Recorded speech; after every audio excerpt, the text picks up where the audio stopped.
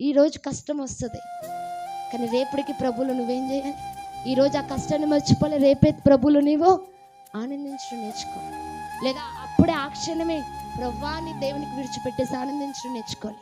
అలా ఆనందించడం నేర్చుకుంటే వారు ఏం పొందుతారనంటే బలము పొందుతారు. ఒక మాట జ్ఞాపకం చేయనా, హబక్కూకు అంటాడు, అంజూరపు చెట్లు పూయకుండాను, ద్రాక్ష చెట్లు ఫలింపు లేకపోయినను, చేనులో పైరు లేకపోయినను, దొడ్డిలో గొర్రెలు లేకపోయినను, సాలలో పశువులు లేకున్నాను, ఏమున్నా లేకపోయినా నేను ప్రభువు నందు ఆనందించదును. ఆయన ఏం చేస్తాడు అంటే బలహీనమైన నా కాళ్ళను లేడి కాళ్ళ వలె, హల్లెలూయా హల్లెలూయా, ఆనందించడం నేర్చుకుంటే ఏం చేస్తాడట ఆయన? బలహీనమైన పరిస్థితులను లేడి వలె గంతులేయడం చేస్తాడట.